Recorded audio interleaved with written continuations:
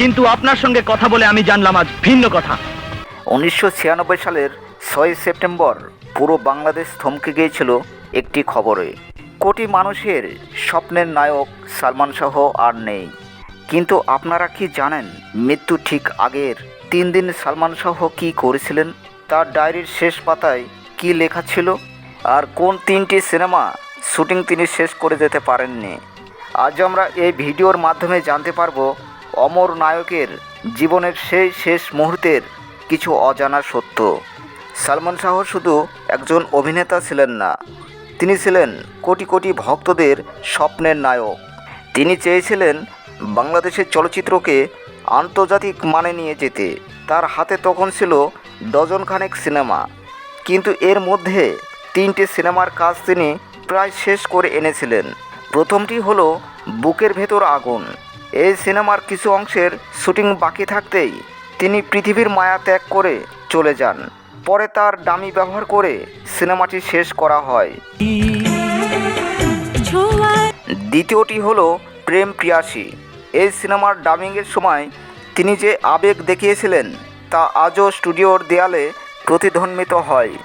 তৃতীয় সিনেমাটি হলো এক অপূর্ণ স্বপ্ন।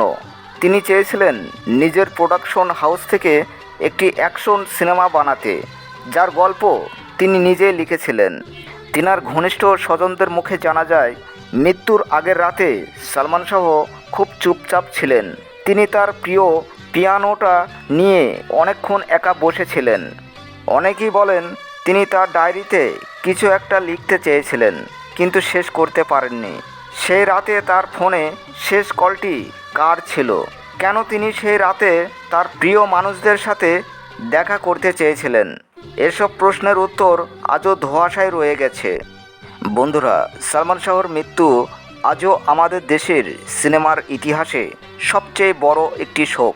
আপনারা যদি মনে করেন সালমান শাহর চলে যাওয়াটা এক অপূরণীয় ক্ষতি, তবে কমেন্টে লিখুন অমর নায়ক সালমান শাহ।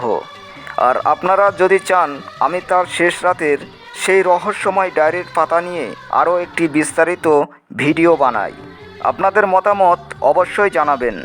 ভিডিওটি ভালো লাগলে লাইক দিন এবং আমাদের চ্যানেলটি সাবস্ক্রাইব করে পাশেই থাকুন। দেখা হবে পরের ভিডিওতে। ভালো থাকুন, সুস্থ থাকুন। চলতে চলতে পাবো দুজন। সালমান শাহ শুধু একজন অভিনেতা ছিলেন না, তিনি ছিলেন কোটি কোটি ভক্তদের স্বপ্নের নায়ক। তিনি চেয়েছিলেন বাংলাদেশের চলচ্চিত্রকে আন্তর্জাতিক মানে নিয়ে যেতে।